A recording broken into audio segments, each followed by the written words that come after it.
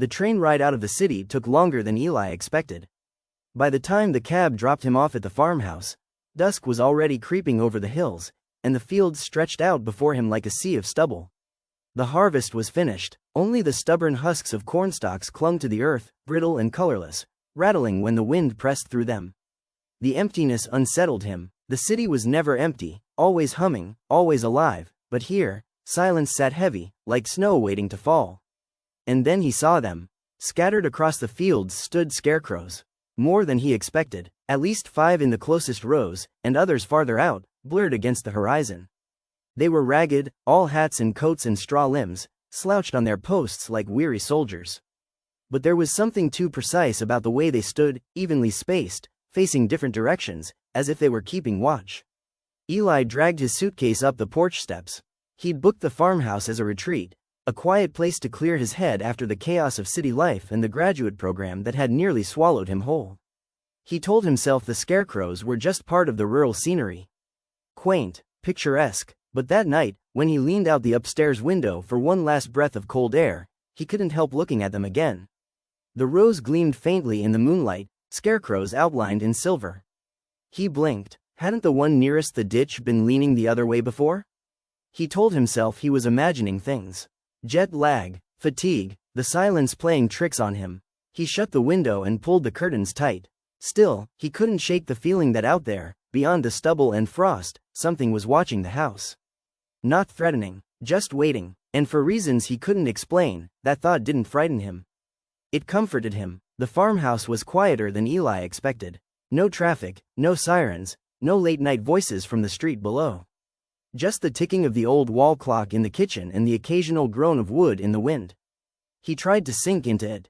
Spent mornings making coffee in a chipped enamel mug, afternoons reading by the window, but his attention kept drifting outward.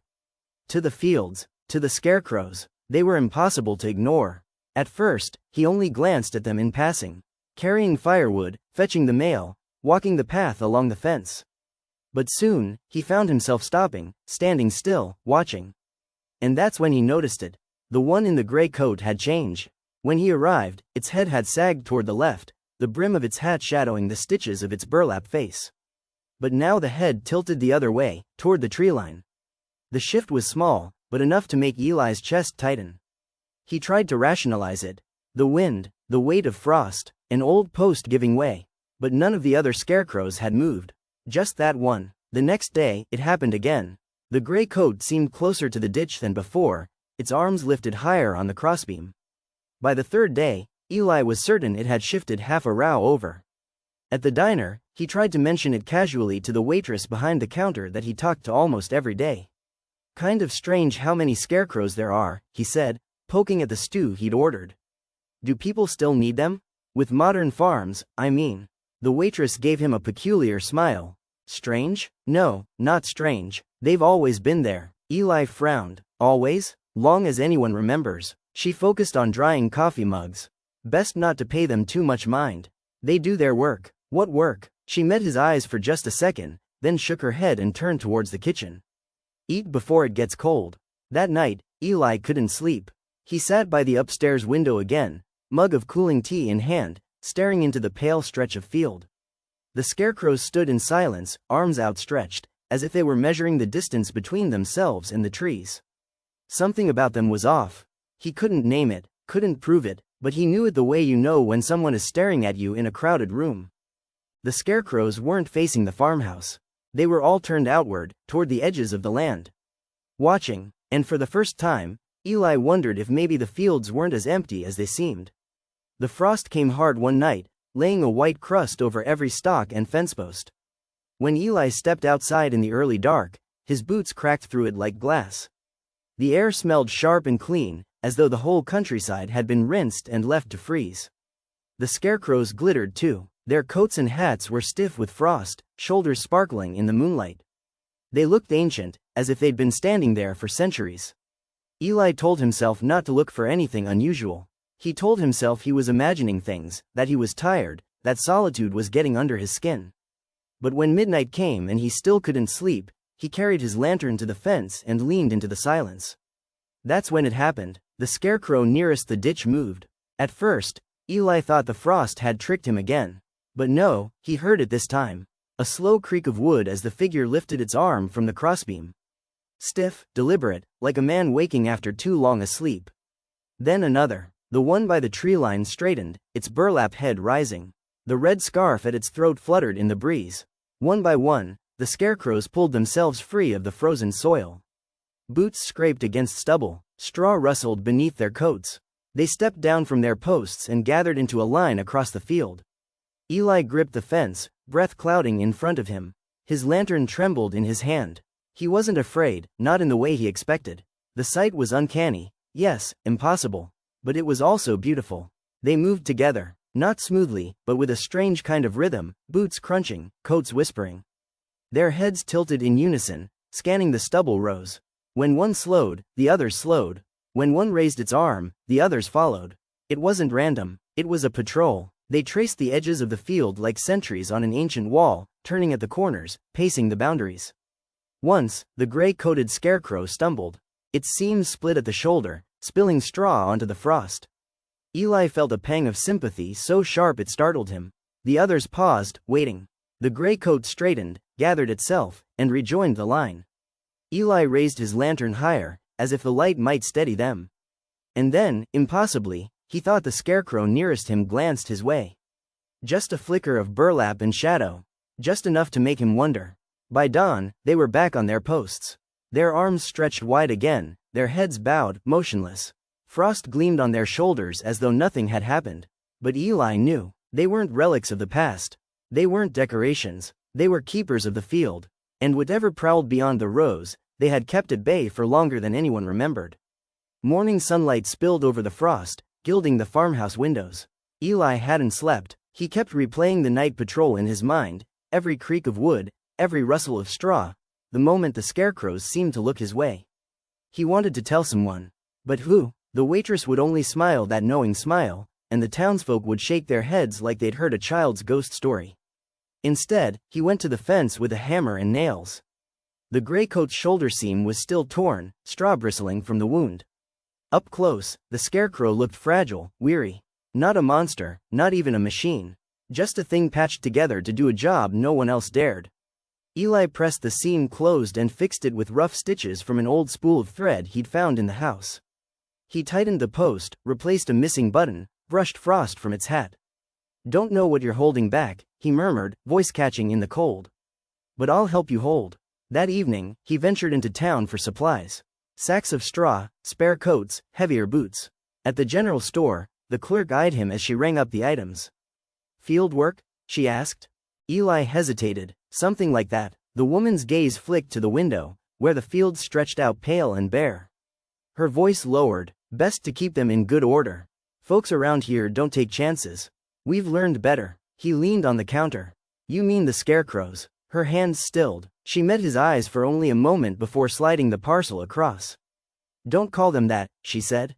"They don't scare crows." Back at the farmhouse, Eli puzzled over the words. If not crows, then what? He thought of the tree line beyond the fields, where shadows pooled thicker than they should. Of the way the scarecrows turned outward, never inward. Of the stories people didn't tell, the silences that grew too heavy when he asked. Some said wolves, some muttered about things in the mist, but would not describe them. Others simply shook their heads. Whatever it was, it pressed at the edges of their lives, just out of sight. And for as long as anyone remembered, the scarecrows had been the line between. That night, Eli sat again at his upstairs window, lantern dimmed. The scarecrows stirred in the moonlight, one by one. They stepped down from their posts and formed their silent line, patrolling the rows. Eli watched until his eyes burned, until the rhythm of their movements seemed to settle into his bones. He realized then that he wasn't just an observer anymore. He was part of it now. The tending, the keeping, the unspoken pact. He didn't know what waited beyond the rows. He didn't need to. It was enough to know the scarecrows were holding it back. And that, for the first time in a long while, he wasn't alone. The library in town was little more than 2 rooms in a brick building squeezed between the hardware store and a coffee shop. Dusty shelves leaned against peeling wallpaper, and the smell of old paper clung to the air like rain-soaked hay. Eli ran his fingers along the spines of battered ledgers and local histories, searching for anything that might explain what he had seen. Most volumes were farm reports, crop records, census counts. But every so often, something stranger slipped through. Entries with words scratched out, margins filled with warnings in faded ink. One journal, dated 1894, mentioned the keepers in the rows, standing watch after the final harvest. The author didn't elaborate. Another ledger noted an early frost that kept the fog at bay. Yet another recorded the sudden disappearance of 3 families on the edge of town. Their names were listed, their homes left empty, but there was no explanation. Outside, in the warmth of the coffee shop, 2 women sat with steaming mugs. Their voices carried just enough for a stranger nearby to hear. "They say the new man at the farmhouse is tending them," one whispered. The other shook her head. "Outsider doesn't know what he's doing. It's not stitching and stuffing that keeps them standing. But someone's got to." "You remember the year Harris let them fall into disrepair?" A shudder passed between them. Neither spoke of the livestock gone missing, or the tracks found in the frozen dirt, or the way the fog had pressed against the fence posts until the keepers had been mended.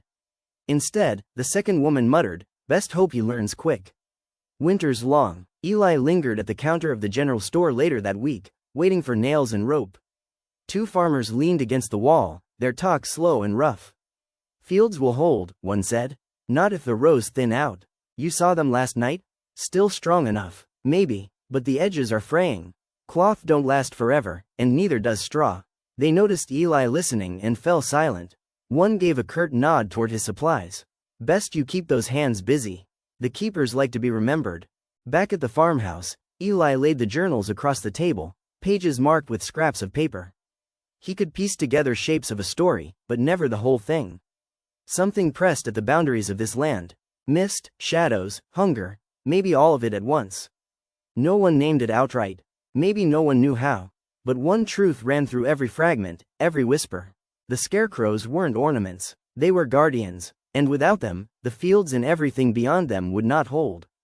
Eli folded his hands over the journals and sat back. The house groaned in the wind. Somewhere outside, a crow called once and went silent. He didn't know what was coming, but he knew he'd already chosen his place in it. The first snowfall came soft and early, laying a pale quilt across the stubble rows. Eli thought it made the scarecrows look calmer somehow, each capped with white, arms draped in frost as if they'd settled into their posts for a long winter's rest. But that night, the air shifted. The wind didn't whistle or groan, it held its breath. The silence pressed against the windows like weight, thick and unnatural. Even the usual creak of wood and whisper of straw in the fields seemed stilled. Eli sat at the upstairs window with his lantern turned low, waiting for the patrol. But the keepers didn't move. 1 minute passed, then 5, then 10. The scarecrows stayed fixed to their posts, heads bowed, arms wide. A knot twisted in Eli's chest. Something was wrong. He stepped onto the porch, boots crunching in the snow. The night air was sharp, brittle as glass. His breath puffed white before vanishing into a fog that hadn't been there before. It curled along the fence line, slow and deliberate, as if testing the boundaries of the field. It wasn't the soft mist of morning dew, it was darker, heavier, carrying with it the faintest smell of rot and iron. Eli's skin prickled. His instincts screamed to go back inside, lock the door, hide under blankets. But something tugged him forward instead, like a thread pulling tight in his chest. The scarecrow in the gray coat shuddered on its post, burlap head trembling. Its arms twitched but didn't lift. Eli swallowed hard. "Come on," he whispered. "Move." The fog pressed harder. A shape rippled through it. Too tall for a man, too broad for a wolf. Its outline shifted like smoke, impossible to focus on, but undeniably there. It prowled just beyond the rows, as if circling a cage. The gray coat sagged further. A seam popped at its shoulder, straw spilling onto the snow. Without thinking, Eli vaulted the fence and ran. His boots sank deep into the drift as he pressed the scarecrow upright, shoving the straw back into place with clumsy, cold-numbed hands. "Not tonight," he hissed through his teeth. "You hold. I'll help." For a heartbeat, the scarecrow leaned heavy against him, dead weight of wood and cloth. Then, slowly, its arm lifted. One joint at a time, creaking back into place. The others followed, rustling, waking. One by one, the keepers stepped down from their posts and fell into their patrol, forming a line across the field. Their heads turned outward, toward the mist. The shape within the fog froze. For a moment, Eli thought it would push through, test the line, break it. But it didn't. The fog shuddered, recoiled, and drifted back into the tree line, leaving only the glitter of snow and silence in its wake. Eli sagged to his knees in the stubble, breath ragged, chest burning. He wasn't sure if he'd won something or barely survived it. The Scarecrows returned to their posts, as if nothing had happened. But Eli knew. He hadn't just seen the keepers falter. He'd seen what pressed against the rows when they did. And whatever it was waiting. By morning, Eli's hands were raw. He'd worked through the night, patching seams, stuffing straw, tightening posts. The gray coat stood sturdier now, its shoulders bound with rope, its chest restitched with heavy twine. Eli had expected exhaustion to flatten him. Instead, he felt wired, like he was carrying a secret too big for sleep. When he finally trudged into town, bleary-eyed, he found an old woman waiting on the porch of the general store. She was wrapped in a faded shawl, her hair white and braided down her back. Her eyes were clear and sharp, fixed on him the way the Scarecrows fixed on the rows. "You've seen them walk," she said. Not a question. Eli froze. "You know? Everyone here knows. We just don't say it plain." She motioned for him to sit beside her on the bench. "It keeps the silence stronger. But silence doesn't hold forever. Not without a hand to tend the keepers." Her name was Ruth, and she spoke in the cadence of someone who had rehearsed these words for years, waiting for the next one who would need them. "My father kept them before me. Not always alone, sometimes a neighbor helped, or a cousin, but there's always someone who steps up. It isn't a role you choose. It's a role that chooses you." Eli frowned. "I didn't ask for this." "No one does," she said simply. "But the fields do." She explained that the keepers weren't powered by straw or wood or clever tricks. They were held together by care, by hands that mended, voices that remembered. When they were forgotten, they weakened. And when they weakened, the mist pressed in harder. "What's in the mist?" Eli asked, though he half wished he hadn't. Ruth's lips pressed into a thin line. "Old hunger. Older than the town, older than the fields.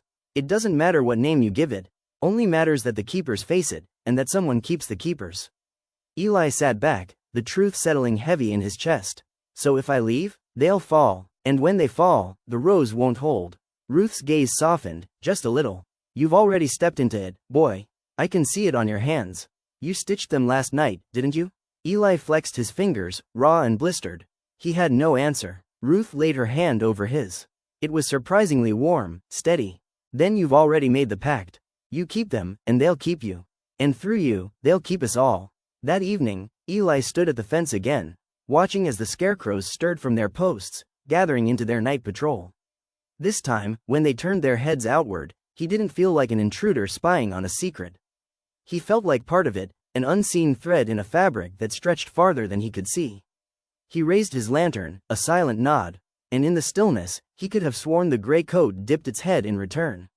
The night after Ruth spoke with him, Eli couldn't stay inside. Every creak of the farmhouse walls, every groan of the wind seemed to carry a warning. He wrapped himself in his coat, lantern in hand, and went out to the fence. The Scarecrows were restless. He could tell by the way their coats shifted, though the air was still. By the way their heads tilted slightly before the patrol began, as if listening to something far away. Then he heard it too. A low hum, faint at first, like bees trapped in glass. It grew louder, carrying a vibration that made the boards of the fence tremble under his hands. And then the mist came.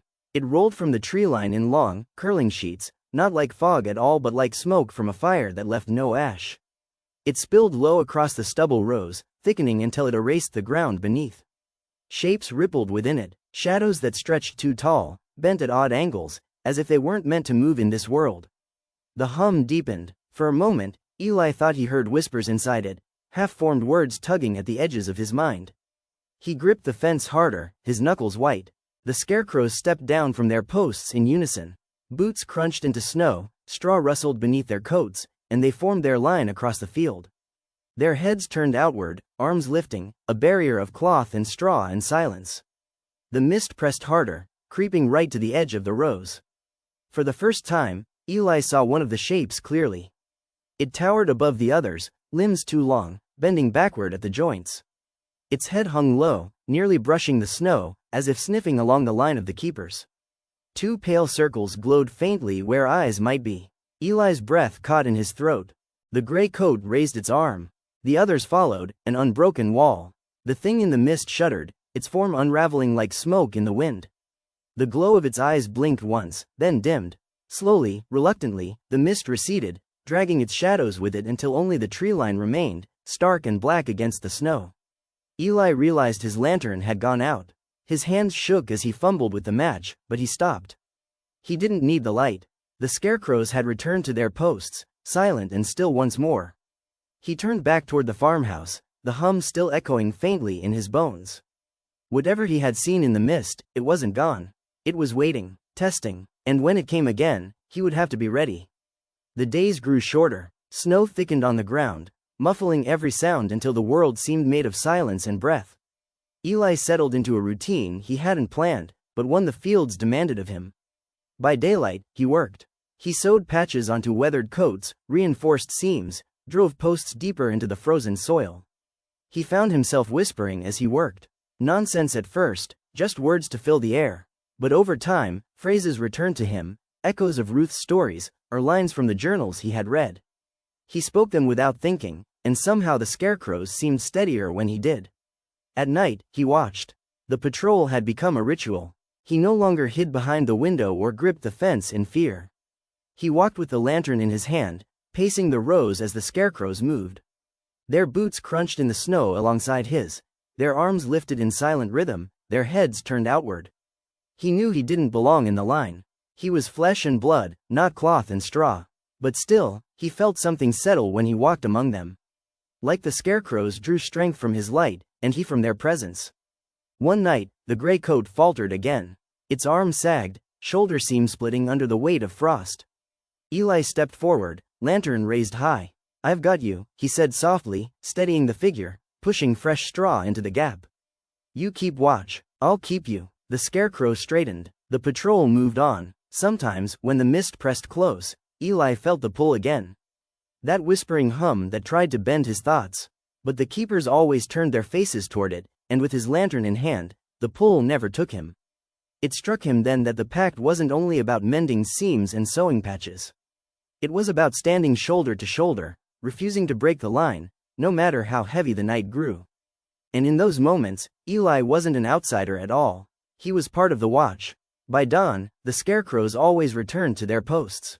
Their arms spread wide, their burlap heads bowed, motionless again, as though the night had never happened. But Eli knew better. He could feel it in his bones, in the sting of his blistered hands, in the rhythm of his footsteps on the frozen ground. The fields held because they all held together. Winter loosened its grip slowly, like a hand unclenching. Snow melted into the ground, and the fields began to breathe again. The Scarecrows remained at their posts, battered by storms yet still standing, their coats patched, their seams tight. Eli stood among them one bright morning, the frost glittering on the ground like broken glass. He looked down the rows and thought they seemed taller somehow, steadier, more rooted in the earth than when he first found them. The townsfolk had noticed too. At the diner, in the hardware store, even at church, the whispers had shifted. Folks no longer spoke of what might come with dread, but with quiet trust. They said the fields felt strong this year. Safer. No one named Eli outright, but when their eyes lingered on him, there was gratitude in them. And perhaps relief. One night, he lit the lantern again and stepped into the field. The Scarecrows stirred at his approach, their heads turning, shoulders rolling as though waking from some ancient dream. Eli lifted the lantern high, its warm glow pushing back the mist that hovered at the edge of the stubble. The line formed, boots pressed into thawing soil. Arms rose, faces turned outward. Eli walked with them, as he always did now. Not because he had to, but because the fields asked it of him. Because the pact felt less like a duty and more like belonging. And when the mist shivered against the light, recoiling, Eli felt the strength of the keepers beside him. He didn't know what lingered beyond that haze. No one did, but he knew it hadn't crossed. Not yet. By dawn, the Scarecrows returned to stillness, straw-filled arms stretching wide to guard the land. Eli lingered, lantern dimming in his hand. He looked across the field and smiled faintly. The harvest would come again. The mist would return, too. But the fields were not empty, not really. They had their watchers. And now, they had him. If you enjoyed this mysterious fall tale, don't forget to hit that like button, subscribe for more stories, and ring the bell so you never miss the next one. The fields always have more secrets to share.